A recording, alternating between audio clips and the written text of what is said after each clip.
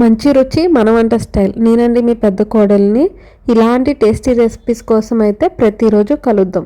ఈరోజు నేను మీకు చూపించబోయే రెసిపీ వచ్చేసి కోడిగుడ్డు వంకాయ కర్రీ అండి. But without onion.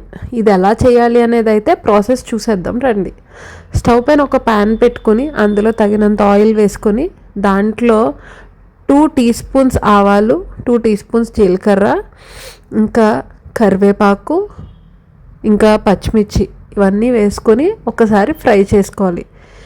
ఆనియన్ లేకుండా వంకాయ కర్రీ ఏంటి అనుకుంటున్నారా? అంతే అండి, ఒకసారి ట్రై చేసి చూడండి. వంకాయ కర్రీలో ఆనియన్ లేకుండా చేసుకుంటే ఆ టేస్ట్ చాలా బాగుంటుందండి. మీరు ఎప్పుడైనా ట్రై చేశారా? ట్రై చేయకపోతే ఒక్కసారి నేను చెప్పిన ఈ ప్రాసెస్లో ట్రై చేసి చూడండి. ఇక్కడ ఒక పాయింట్ చెప్పడం మర్చిపోయానండి. నేనైతే ఎగ్స్ని బాయిల్ చేసుకుని పీల్ చేసుకుని సెపరేట్గా అయితే పక్కన పెట్టుకున్నాను. మీరు కూడా వంకాయ కర్రీ వండుకునే ముందు బాయిల్ చేసుకుని ఎగ్స్ని సెపరేట్గా చేసి పక్కన పెట్టుకోండి రెడీగా. తర్వాత మనం చేయబోయేది ఏంటంటే వంకాయల్ని కట్ చేసుకున్న తర్వాత ఇలా వాటర్లో వేసుకుని ఖచ్చితంగా కొంచెం సాల్ట్ వేసుకోవాలండి. అప్పుడు దాంట్లో ఉన్న ఏదో ఒక కలర్ అంతా దిగుతుందండి. మనం ఊరికే కట్ చేసి పెట్టేసుకుంటే వంకాయలు అంతా కూడా బ్రౌన్ కలర్లో అయిపోతాయి. అలా అవ్వకూడదు అంటే ఖచ్చితంగా వాటర్లో సాల్ట్ వేసుకుని అయితే మనం ఈ వంకాయల్ని వేసుకోవాలి.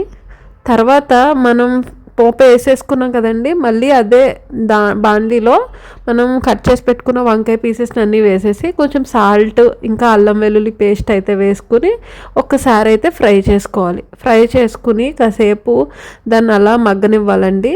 తర్వాత అందులో పసుపు, నేనైతే 1 టేబుల్ స్పూన్ కారం వేసుకున్నాను. మీరు తీసుకున్న వంకాయల పోర్షన్ బట్టి తగినంత కారం అయితే మీరు వేసుకోండి. సో కారం వేసుకున్న తర్వాత ఒకసారి అంతా ఇలా గరిటతో తిప్పుకొని కాసేపు అలా మగ్గనివ్వాలండి.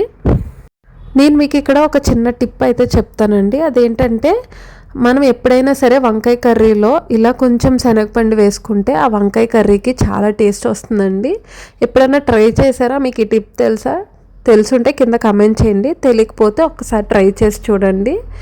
తర్వాత మనం ఇలా శనగపిండి 1 టేబుల్ స్పూన్ వేసుకొని కొంచెంసేపు ఫ్రై చేసుకుని తర్వాత అందులో వాటర్ వేసేసుకోవటమేనండి.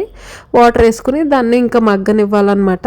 ఇలా వాటర్ వేసి మగ్గేటప్పుడే మనం ఇందులో ఉడకపెట్టి పక్కన పెట్టుకున్న కోడిగుడ్లు ఉన్నాయి కదండి, అవి కూడా వేసేసుకొని తర్వాత బాగా దగ్గరగా అయిపోయిన తర్వాత స్టవ్ ఆఫ్ చేసేసుకొని మనం వేడివేడి అన్నంలో వేసుకుని తింటే అదిరిపోద్దండి ఈ కర్రీ. ఈ కర్రీ మీకు నచ్చిందా? నచ్చితే మా ఛానల్ని అయితే సబ్స్క్రైబ్ చేయండి.